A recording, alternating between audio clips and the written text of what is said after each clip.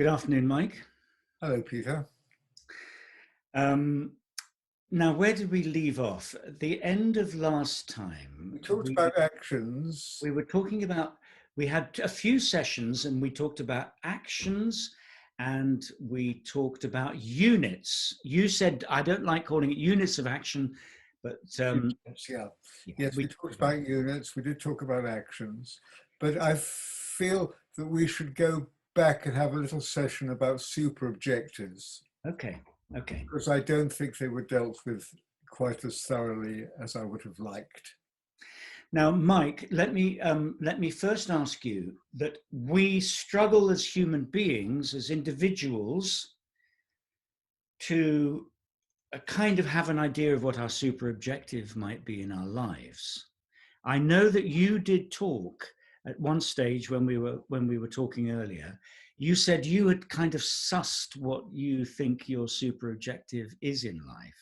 Yeah. And you said you didn't know whether you really wanted to talk about it or not. And then you confessed it to us.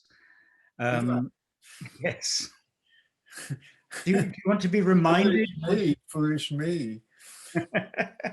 But you don't have to, be personal about this. But do we have a super objective in life, or is this just a theatrical concept? No, I think it's a deep psychological one. I don't think most people think about it at all. I've only thought about it because it became a sort of part of the acting language, and I found it very revelatory. So I would like to talk about it a little bit more and how it's applied. Um, Most of the time we talked about objectives in terms of scene units, sort of immediate objectives. I want you to lend me some money. I want you to be nice to me. I want you to give me some sympathy. I want you to share a little bit of gossip with me.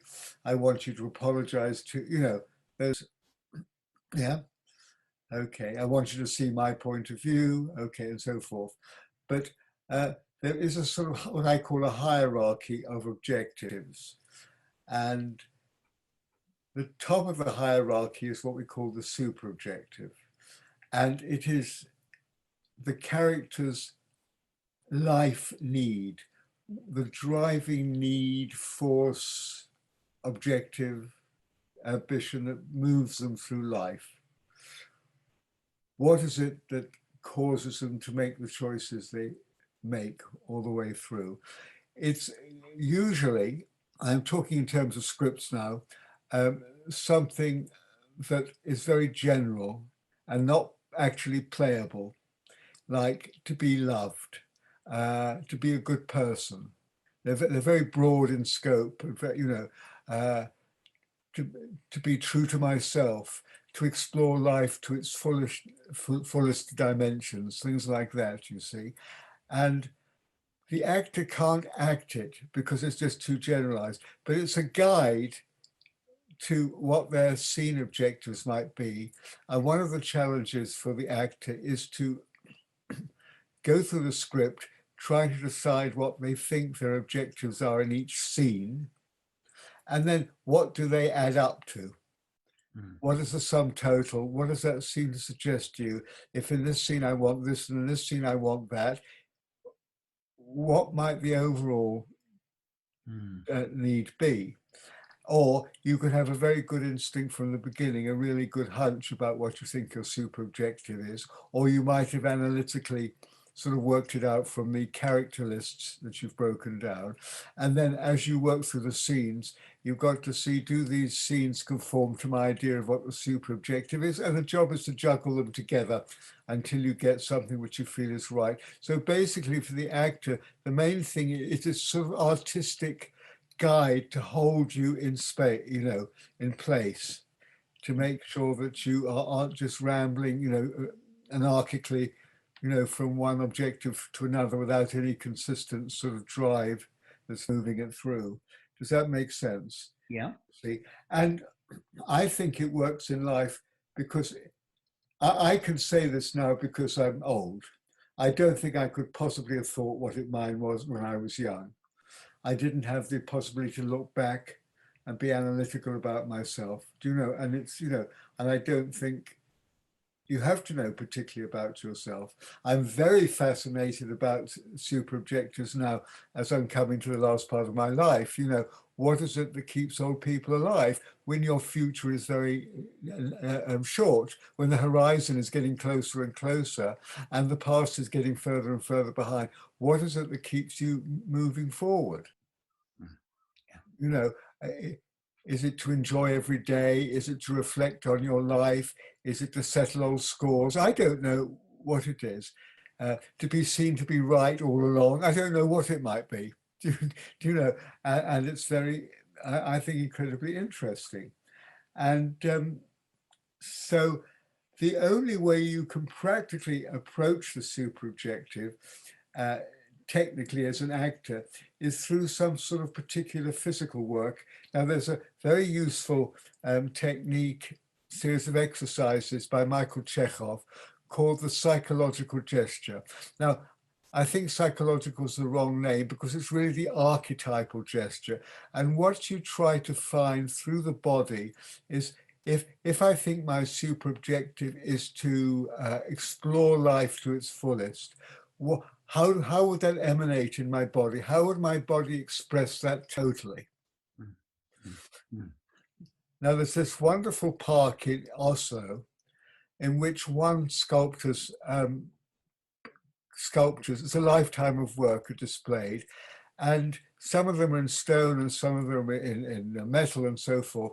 But he's got big sort of, I guess, stone carvings, which are a little larger than human size. And he has brilliantly caught sort of super objectives of people. Actually, probably not super objectives, but what they're doing and feeling at different stages of their lives. And you can totally recognize and identify them. Just beautiful between generations. An old mother looking very concerned about her son who's worried, a mother protecting her child. It's just lovely, and that's a sort of manifestation. And what that does, but by exercising a particular physicality, you start to feel something very strong. It's quite, you have to work very strongly to create this, and it's sometimes quite difficult to find what you think is the right gesture. And it's a total thing that goes right through your feet, through to the tips of your fingers and beyond, and up through your head and so forth. It's quite, I mean, let's say my super objective was to protect myself from pain. It might be something along that, slightly bent forward, I don't know, or it could be like that, you see. And if I want to explore something, it would probably go in this direction. I mean, I'm simplifying it very, very much. And if you keep doing that gesture, it starts to create a feeling in you, which I would say is your basic general emotional state in which your default state of feeling.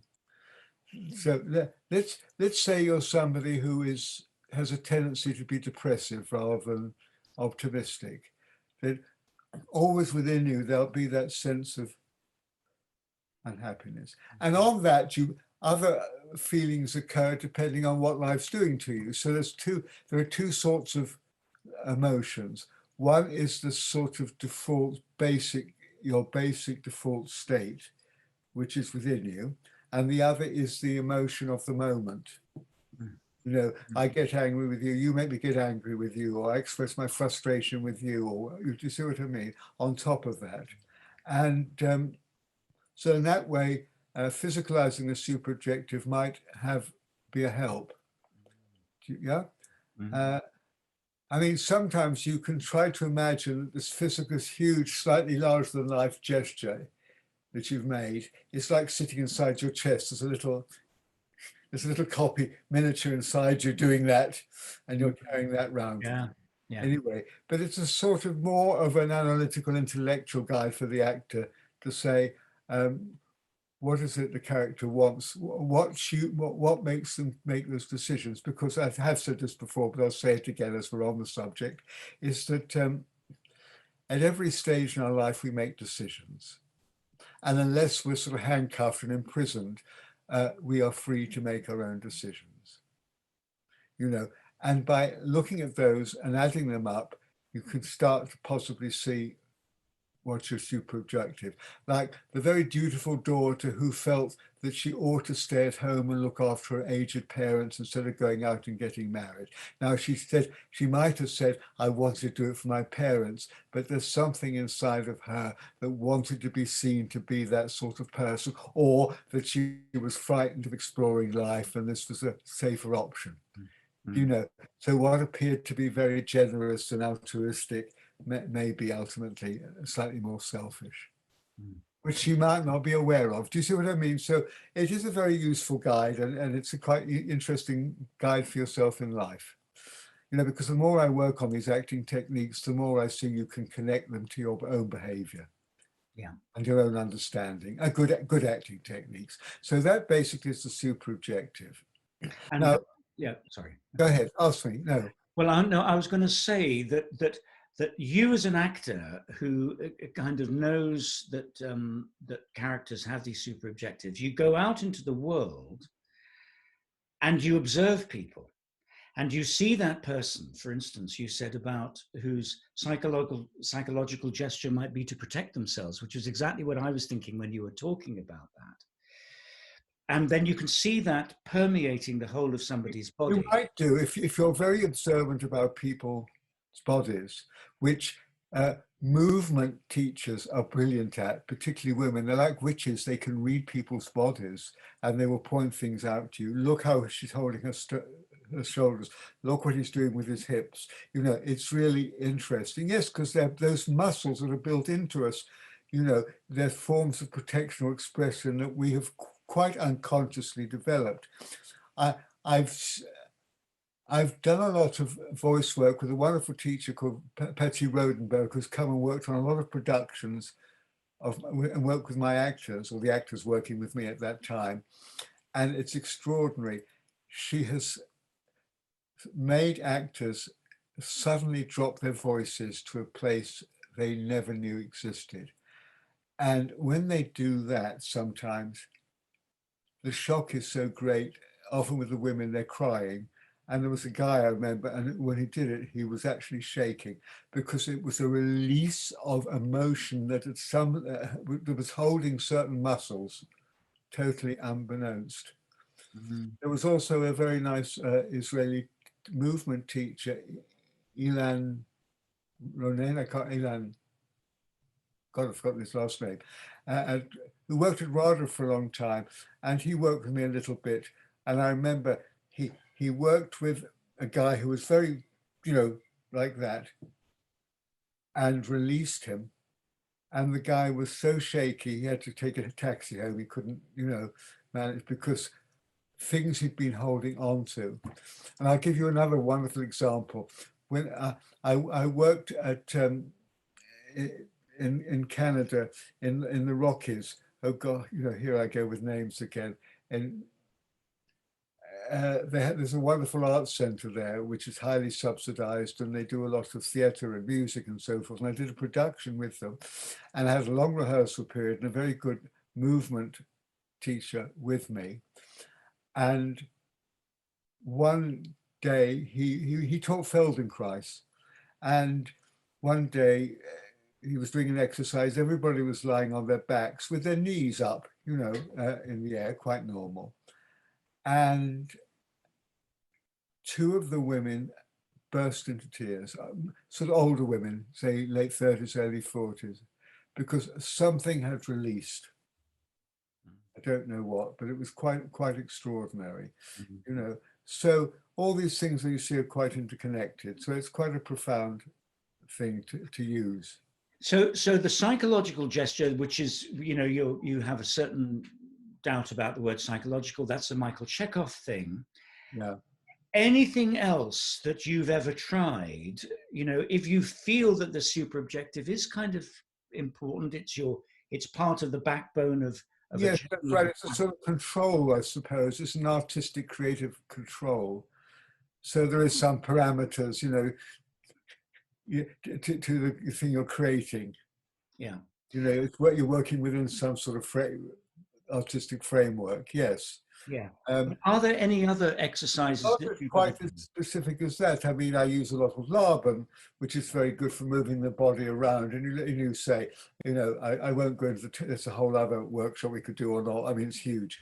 Um, you know, are you basically a light person or a strong person? And that's really, do you do things with total ease, or do you always have, do you work that you're working against resistance all the time, basically?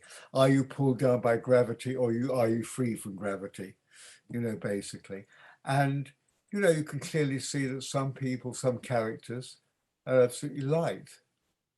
Say Agnieszka from the Cherry Orchard, although she suffers, she's essentially a very light person. She doesn't want to have pain and difficulty, so she floats, and that's a very nice guide for the actor, and that might connect up with a super objective. Yeah. I don't know, so you just explore techniques and put them together. Now, the other thing that the actor could find very useful is you've got your super objective, and then what happens, your character is going through life with a super objective. And Sorry, that's here. There we go. That's here. okay. And at some point, you're going through your life with your super objective, and at some point you enter a play as a character. You suddenly find yourself in a play. Now you've still got your super objective, but what does the play want you to do? What are you in the play for? What is the purpose that's taking you through the play?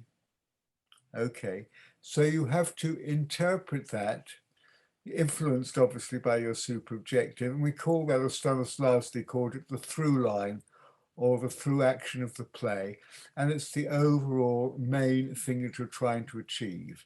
And I suppose the cliche thing of Hamlet is to find the proof in order to revenge his father, find the justification for killing Claudius. It doesn't start immediately, but it's in a state where that could come in, and it probably and it does go through to the end, I guess, in a way. Yeah. Sometimes it's more plot driven than character driven. The super objective is very much what your character is trying to do.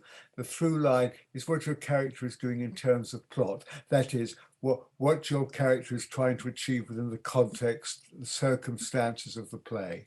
So it becomes more specific. And then within that, you've got all the different scenes in which the character is trying to achieve this through line. Yeah. You see? And again, these are very useful process for the actor to sort of certainly intellectually give a structure to the character. They don't have to do it before they start, but what they're doing is searching and finding. So they're on their feet, and then they're analyzing, and then they're acting, and gradually they're putting a journey together, and they may not find it all till beginning of the performance, or maybe not until halfway through the performance. It's a constantly moving and exploring thing. Sometimes it's very, very clear. Sometimes it's, I mean, in a Phaedo, this character's super objective might be to be seen to be this terribly respectable middle-class person, and the through line is to avoid anybody finding out he's been chasing another woman. Do you see? And they sort of come together. I mean, I'm putting it very crudely. So those are two: the super objective, then the through line, then all the scene objectives. And in order to play your objective, you play actions, and then you go down to the detail of specific beats, which we can leave till another time if we want to. So it's a structure, and you don't I try not to give it all to the actor at once, because otherwise it becomes very headbound. But it's a very useful thing, and it's incredibly useful for me as a director, trying to analyze the play and find out what the journeys of the character is. Because once I know what all the characters' super objectives are, what they're trying to do, if it's a good play, I'll find that those super objectives are mirror images of each other, or echoes, or resonances, and that makes a statement of what the play is trying to say, which is very gratifying, interpretively. And then I feel I'm on firm ground when I start to freely interpret, So that's probably enough said about super objectives, objectives, through lines. for the moment. Great. Okay, no, that's fantastic, Mike. And we'll bring that one to a close and hopefully reconvene in a while. Thank you for watching. And I hope you enjoyed that chat. And if you did, would you press the like button and also the subscribe button? That would be great. And if you wanted to be given alerts to when the next one is happening, just press the bell button. If you want to put any comments or any questions underneath here, underneath the video, please do. And at some point I will re-interview Mike, as it were, and put some of these questions to him. So I look forward to seeing you again soon. Thank you.